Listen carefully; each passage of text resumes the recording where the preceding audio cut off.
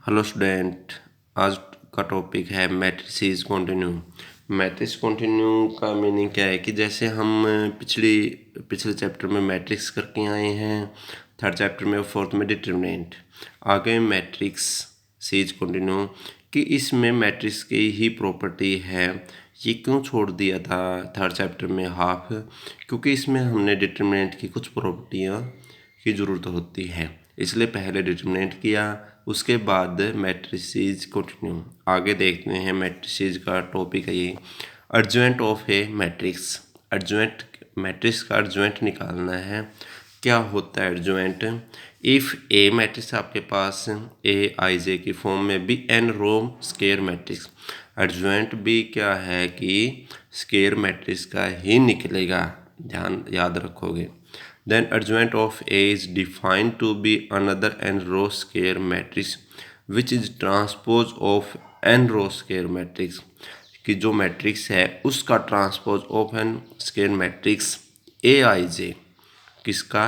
ए I जे का transpose. A I जे क्या होता था आपका? कोफैक्टर।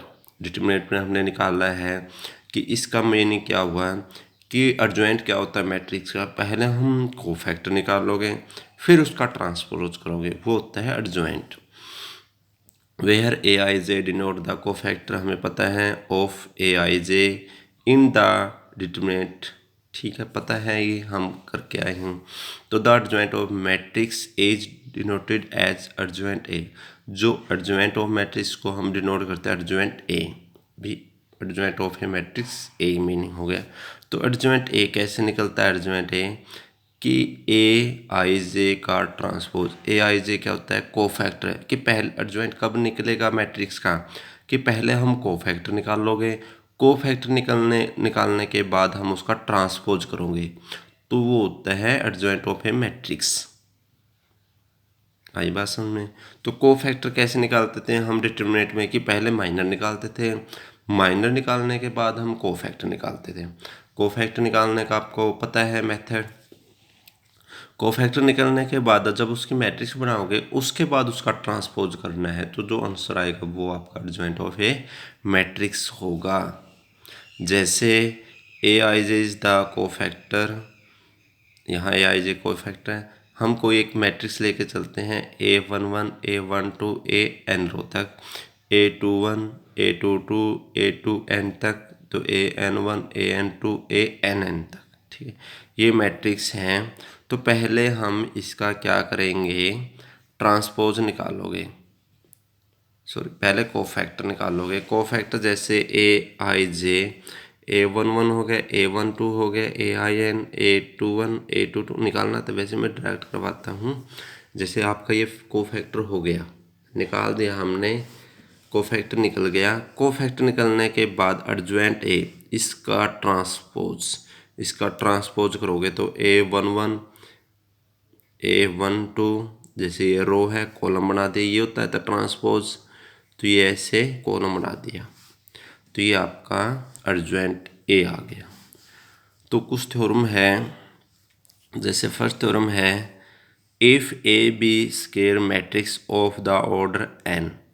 ए कोई स्केयर मैट्रिक्स है एन ऑर्डर की, तो A adjoint A matrix A multiply adjoint A is equal to adjoint A multiply A. किसके इज इक्वल टू आता है? Determinant I N, I identity matrix है, तो इसके इक्वल आएगा ये ए की मैट्रिक्स, ए का अर्जुएंट ए की डिटरमिनेंट के इक्वल आएगा।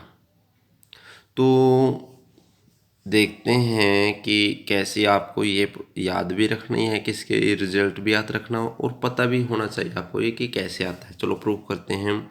हम ए मैट्रिक्स लेके चलते हैं कोई भी, वैसे एन तक की लोगे तो आपका थोड़ा प्रूफ बड़ा हो जाएगा, तो हम छोटे ले लेते हैं, 2 किलो 3 किलो या 4 किलो, तो हम 3 की लेते हैं।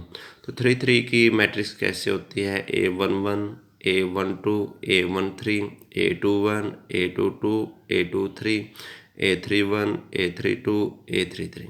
ठीक है, अब हमें डिटरमिनेंट निकालना। अब डिटरमिनेंट क्या होता है? डिटरमिनेंट की जो प्रॉपर्टीज होती है वो क्या होती है कि जो एलिमेंट है वो और उसी का सेम कोफैक्टर, उनके multiply plus same element same factor plus same element same factor, अगर इनको मल्टीप्लाई और इनका सम है जो वो डिटरमिनेंट होता है।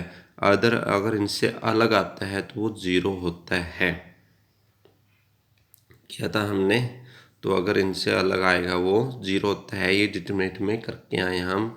तो A21 A11 plus A22 A12 plus A23 A13, तो बाकी 0 हो जाएगा।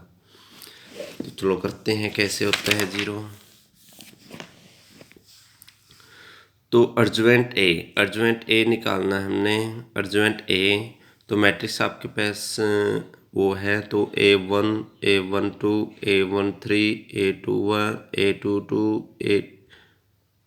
A23 A31 A32 A33, ये कोफैक्टर निकल गया। और इसका ट्रांसपोज करोगे तो अर्जुवेंट निकलेगा। तो इसका ट्रांसपोज करोगे A11 A12, ये अब नहीं है, A22 A32 A13 A23 A33, ठीक है। अब हमने निकालना है ए मैट्रिक्स और अर्जुवेंट ए की मल्टीप्लाई।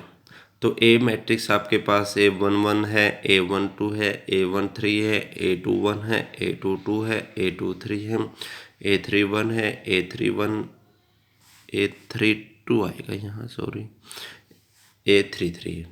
और ये आपका अर्जुवेंट ए आया, जो अर्जुवेंट ए है, अर्जुवेंट of matrix A11 A12 A13 A21 A22 A23 A31 A32 A33।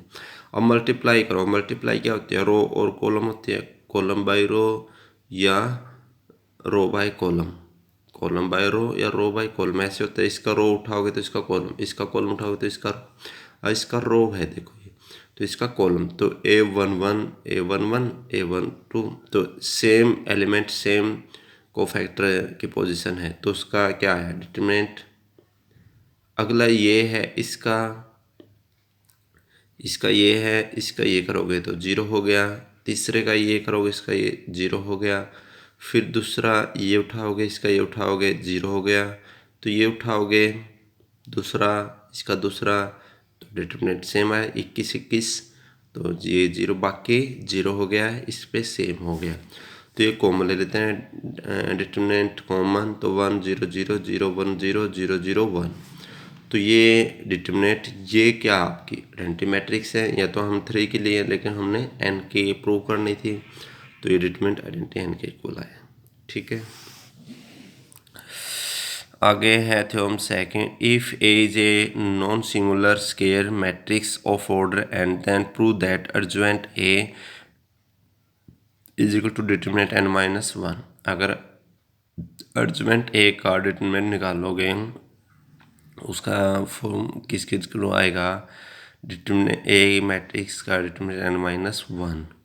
तो ये आपने याद भी रखना है और इसका प्रूफ भी करना है, ठीक है। डायरेक्ट भी याद रखना है, प्रॉपर्टी भी बनती है कि अगर अर्जुवेंट ए का डिटरमिनेंट किसके इक्वल होता है, ए का डिटरमिनेंट n-1।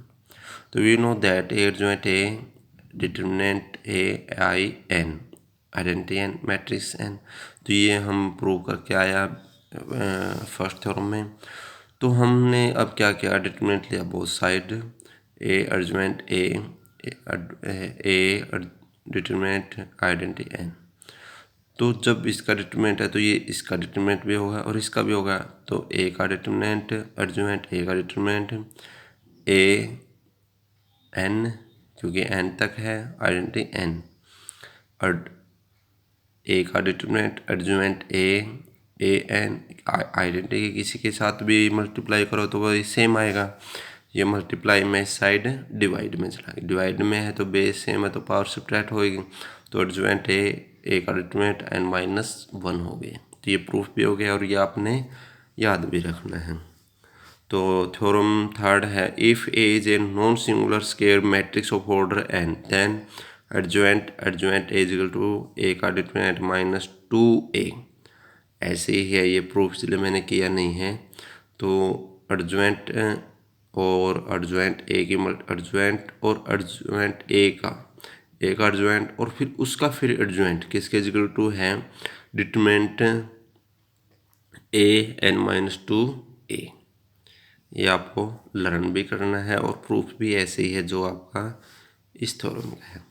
आगे थ्योरम 4 है, if A is a square matrix then prove that adjoint A का ट्रांसपोज और उसका फिर एडजॉइंट, यहाँ एडजॉइंट ए और फिर उसका ट्रांसपोज दोनों इक्वल होते हैं, ये लर्न करना आपने। तो ये 4 थ्योरम आपने सोल्व कर फेयर कॉपी पे करने हैं और साथ में इसके रिजल्ट भी याद रखने हैं। थैंक्स।